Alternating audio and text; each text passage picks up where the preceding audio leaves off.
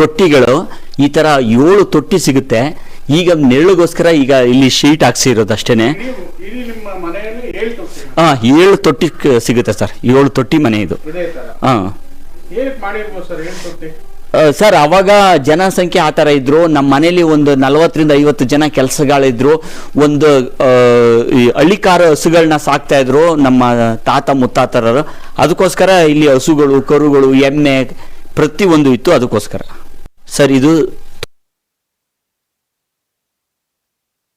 Sir ಇದು ಒಂದು ತೊಟ್ಟಿ ಫುಲ್ ನೋಡಿ ಇಲ್ಲಿ 4 ಮೂಲೆನೂ ಕೂಡ ನೀರು ಬರುತ್ತೆ. ಇದು 4 ಮೂಲೆ ಬರೋದ್ರಿಂದ ಇದು ತೊಟ್ಟಿ ಮನೆ ಅಂತ ಕರೀತಾರೆ. ಇದು 7 ತೊಟ್ಟಿ ಇದೆ.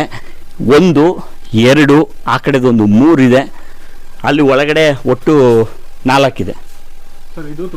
ಹಾಂ ಇದು ತೊಟ್ಟಿ ಮನೆ. ಹಾಂ ಬ್ಯಾಕ್ ಎಂಟ್ರಿ ಸರ್ ಇದು.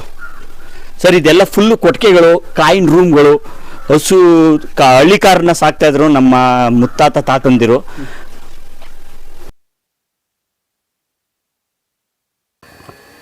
ಸರ್ ಇದು ಮನೆ ಬಗ್ಗೆ ಒಂದು ಸ್ವಲ್ಪ ನಿಮ್ಗೆ ಗೊತ್ತಿರೋಂಥ ಮಾಹಿತಿ ಶೇರ್ ಮಾಡ್ತೀರಾ ಸರ್? ತಮ್ಮ ಹೆಸರು? ನನ್ನ ಹೆಸರು ಕೃಷ್ಣಗೌಡ ಅಂತ ಅಂದ್ಬಿಟ್ಟು, ಎಮ್ನಳ್ಳಿ, ಮಧುರ ತಾಲೂಕು. ಈ ಮನೆ ಸುಮಾರು ನಮ್ಮ ತಂದೆಯವರು ಮದುವೆ ಆಗೋದಂಥ ಸಂದರ್ಭದಲ್ಲಿ ಕಟ್ಟಿದಂಥದ್ದು ನಮ್ಮ ತಾತರು. ಅವ್ರು ಕಟ್ಟಿದ್ದಂಥದ್ದನ್ನು ಇಲ್ಲಿವರೆಗೂ ಅದು ಸುಮಾರು ಒಂದು 100 ವರ್ಷ ಆಗಿರಬೇಕು.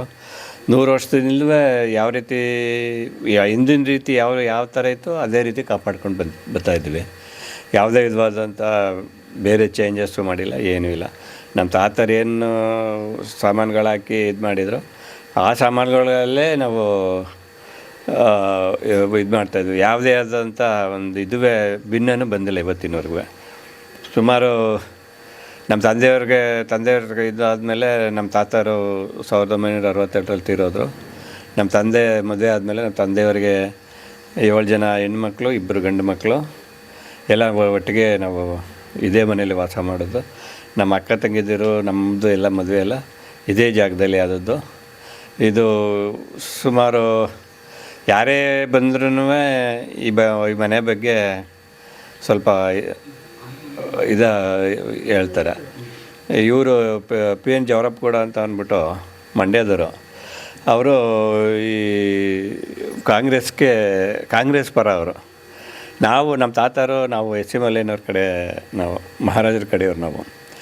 ನಾವು ಕಾಂಗ್ರೆಸ್ಗೆ ವಿರೋಧ ಅಂತ ಅಂದರೆ ಕಾಂಗ್ರೆಸ್ಗೆ ವಿರೋಧ ಅಂದರೆ ಮಹಾರಾಜರ ಪರ ಇದ್ದುದರಿಂದ ಇದು ಮಾಡಿದ. PN ಜವರಪ್ಪಗೌಡರು ಇಲ್ಲಿ ಸಂಘಟನೆ ಮಾಡೋಕ್ಕೋಸ್ಕರ, ಕಾಂಗ್ರೆಸ್ಗೆ ಸಂಘಟನೆ ಮಾಡೋಕ್ಕೋಸ್ಕರ ಓಡಾಡ್ತಾಯಿದ್ರು.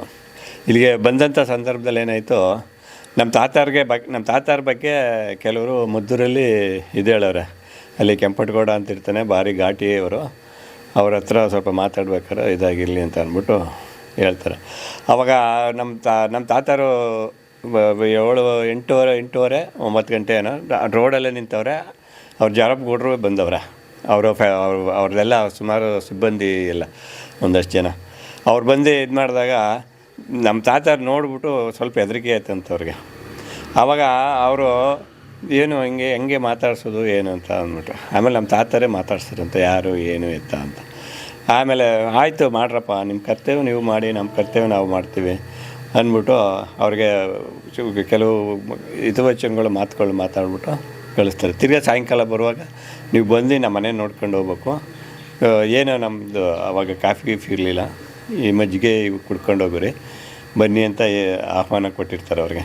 ಅವ್ರು ಆಹ್ವಾನ ಕೊಟ್ಟದಕ್ಕೆ ಅವ್ರು ಅದೇ ರೀತಿ ಸಾಯಂಕಾಲ ಇಲ್ಲಿ ಬಂದು ನಮ್ಮ ಮನೆ ನೋಡ್ಬಿಟ್ಟು, ಇಂಥ ಮನೆನ ಇದು ಮಂಡ್ಯ ಜಿಲ್ಲೆಯಲ್ಲೇ ನೋಡಿಲ್ಲ.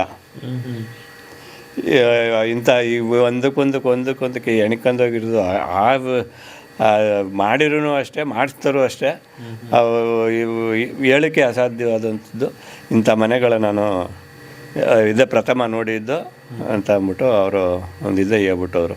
ಆಗ ನಮ್ಮ ತಾತರ ಬಗ್ಗೆ ಅವರು ಎಲ್ಲ ಜನ್ಮೆಲ್ಲ ಹಿಂಗೆ ಅಂತಿದ್ರು, ಗೌಡ್ರೆ ನಾವು ನಿಮ್ಮ ಬಗ್ಗೆ ಹಿಂಗೆ ಹೆದರ್ಕೊಂಡು ಹೋಗಿ ಮಾಡಿದ ಅಂತ ಅಂದಾಗ, ಇಲ್ಲಪ್ಪ ನಿಮ್ಮದು ಅಂತ ಅಂದ್ಬಿಟ್ಟು ನಮ್ಮದು ಮಾಡ್ತೀವಿ ನಾವು ಅಂತ ಅಂದ್ಬಿಟ್ಟು ಸೌಜನ್ಯದಿಂದ ಅವ್ರು ಮಾತಾಡಿಸಿ ಅವ್ರು ಬೀಳ್ಕೊಟ್ಟು ಇದು ಮಾಡ್ತಾರೆ. ಆ ಜವರಪ್ಪಗೌಡರು ಈ ಪುಸ್ತಕ ಬರೆದವ್ರೆ.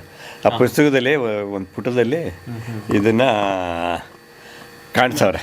ಸರ್ ನಿಮ್ಗೆ ಈಗ ಎಷ್ಟು ಸರ್ ವಯಸ್ಸು ಎಷ್ಟು ಸರ್ ನಿಮಗೆ? ನಮ್ಗೆ ವಯಸ್ಸು 74. ಸರ್ ಅಂದರೆ ನಿಮಗೆ ಹೆಚ್ಚು ಕಡಿಮೆ ಇದು ನಿಮಗೆ ಹಾಂ ನಮಗೆ ಸ್ವಾತಂತ್ರ್ಯ ಬರೋ ಟೈಮು. ಹಾಂ ನಾವು ಅಂದರೆ ಈಗ ನಾನು ಹೇಳಿದ್ದು ಸ್ವಾತಂತ್ರ್ಯ ಬರೋಕ್ಕೆ ಹಿಂದಿನ ಮಾತುಗಳು, ನಮಗೂ ಗೊತ್ತಿಲ್ಲ ಇದು. ಬಟ್ ಜಾರಪ್ಪ ಗೌಡರು ಬರೆದಿದ್ದಂಥ ಇದರಲ್ಲಿ ಪುಸ್ತಕ ಓದ್ಬಿಟ್ಟು ನಾವು ಹೇಳ್ತಾ ಇರೋದು. ಸರ್ ಈಗ ಮತ್ತೆ ನಿಮ್ಮ ಮನೆಯಲ್ಲಿ ಸ್ವಲ್ಪ ಪೇಂಟಿಂಗ್ ನೋಡಿ ಅವಾಗಿಂದ ರವಿ ವರ್ಮಂದು ಪೇಂಟಿಂಗ್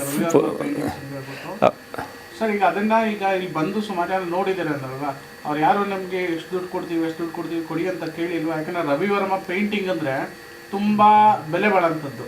ಯಾರು ಕೇಳಿಲ್ವಾ ನಿಮ್ಮನ್ನ? ಇಲ್ಲ, ಯಾರೂ ಕೇಳಿಲ್ಲ. ನಾವೇ ಯಾರೇ ಬಂದ್ರೂ ಅಲ್ಲಿ ಪ್ರತಿಯೊಂದು ಫೋಟೋದಲ್ವ ರವಿವರ್ಮ ಸೀಲ್ ಹಾಕವ್ರೆ. ಸರ್ ಈಗ ಕೇಳಿದ್ರೆ ಕೊಡ್ತೀರಾ?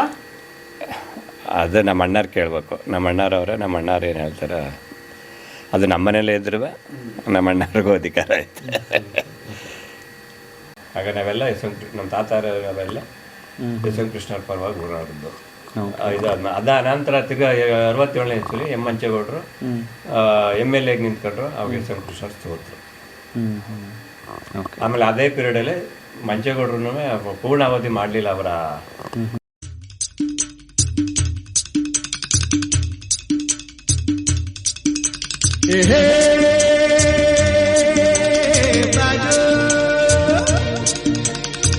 ನಾನು